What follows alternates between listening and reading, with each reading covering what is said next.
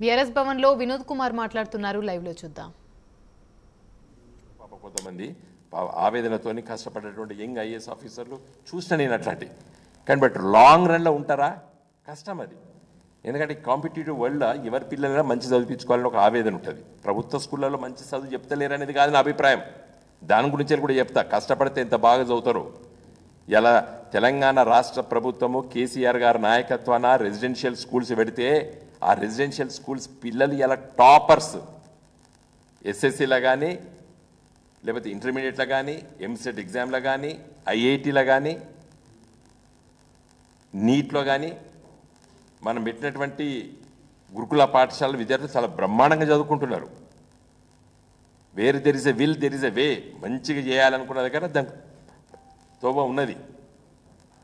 అయితే నేను ఇంత డీటెయిల్గా ఇవి ఎందుకు చెప్తున్నానంటే భారతదేశము స్వాతంత్రం వచ్చిన తర్వాత పండిత్ జవహర్లాల్ నెహ్రూ గారి నాయకత్వాన మనము మిశ్రమ ఆర్థిక వ్యవస్థను ఎంచుకున్నాం, మిక్స్డ్ ఎకానమీని ఎంచుకున్నాం. అటు ప్రభుత్వ రంగం ఉంటుంది, ప్రైవేట్ రంగం ఉంటుంది. కించపరచదు నువ్వు దాంట్లో ప్రైవేట్ రంగం పైన నీకు సూపర్వైజరీ అథారిటీ నీ చేతిలో ఉన్నది, ప్రభుత్వం చేతిలో ఉన్నది. నువ్వు 10th క్లాస్ ఫెయిల్ అయిన టీచర్ ఉన్నాడంటే అది నీ తప్పు రేవంత్ రెడ్డి. ఇవాళ డిగ్రీ ఫెయిల్ అయినటువంటి టీచర్ ప్రైవేట్ స్కూల్లో పనిచేస్తే దట్ ఈస్ యువర్ మిస్టేక్. నీకు ఆర్టీఏ యాక్ట్ ఏం చెప్తుంది? కంపల్సరిగా ట్రైన్డ్ టీచర్స్ ఉండాలని చెప్తారు. నా దృష్టిలో ప్రైవేట్ రంగంలో ఉన్నటువంటి స్కూళ్ళల్లో మీరు చెప్పిన మాట ఒక 10 ఏళ్ల కింద 20 ఏళ్ల కింద ఉన్నా కానీ గత 15-20 ఇయర్స్ నుండి ఈ యాక్ట్ వచ్చిన తర్వాత కంపల్సరిగా ప్రతి ప్రైవేట్ స్కూల్లో కూడా ట్రైన్డ్ టీచర్స్ ఉండేటట్టు చూస్తున్నారు, ప్రభుత్వాలు చూస్తున్నాయి. BEd teacher training certificate TTC, తర్వాత DElEd distance learning in education, అది కేంద్ర ప్రభుత్వం చట్టరూపంగా తీసుకొస్తే అప్పుడు నేను కరీంనగర్ ఎంపీగా ఉన్నప్పుడు కొట్లాడి దానికి 2 సంవత్సరాలు ఎక్స్టెన్షన్ ఇప్పిస్తే లక్షలాది మంది ప్రైవేట్ స్కూల్లో పనిచేసేటువంటి టీచర్లు ఆ సర్టిఫికేట్ టీటీసీ సర్టిఫికేట్ సంపాదించుకున్నారు. గవర్నమెంట్ ప్రకాష్ జావడేకర్ దగ్గరికి వెళ్ళి ఎక్స్టెన్షన్ చేయించిన నేను. ఈ ప్రైవేట్ రంగం స్కూల్ యజమానులు వస్తే తీసుకెళ్ళి 2 సంవత్సరాలు ఎక్స్టెండ్ చేపిస్తే ఇవాళ దాదాపు లక్షలాది మంది టీచర్లు ప్రైవేట్ స్కూల్లో పనిచేసే టీచర్లు ట్రైన్డ్ టీచర్ సర్టిఫికేట్ సంపాదించుకున్నారు ఈరోజు. అది నీ దృష్టిలో లేదు. మీరు ఒక 20 ఏళ్ల కింద మాట మాట్లాడిన రేవంత్ రెడ్డి గారు. ఎలా కొంతమంది ఉన్నారు, నేను లేరంటే నేను అక్కడో ఇక్కడో, అది కూడా బికాస్ ఆఫ్ యువర్ ఫెయిల్యూర్.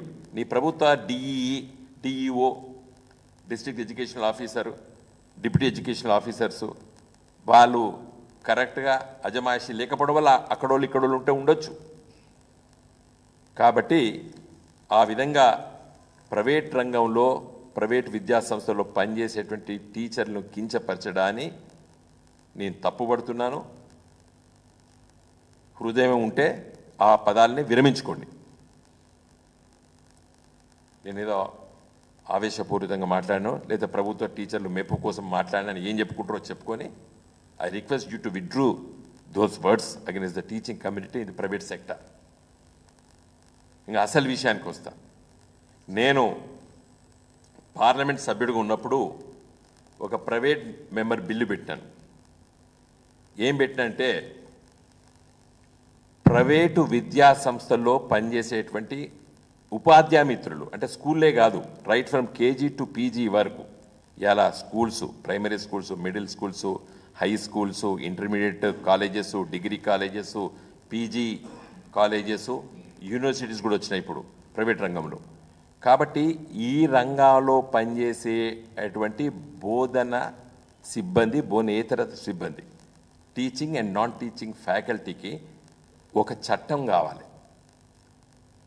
ఒక వెల్ఫేర్ యాక్ట్ కావాలి. దురదృష్టవశాత్తు రేపటి తరాన్ని తీర్చిదిద్దేటువంటి, పిల్లల భవిష్యత్తు తీర్చిదిద్దేటువంటి ఈ ఉపాధ్యాయ మిత్రులు, ప్రైవేట్ రంగంలో పనిచేసేటువంటి ఉపాధ్యాయ మిత్రులకి ఒక వెల్ఫేర్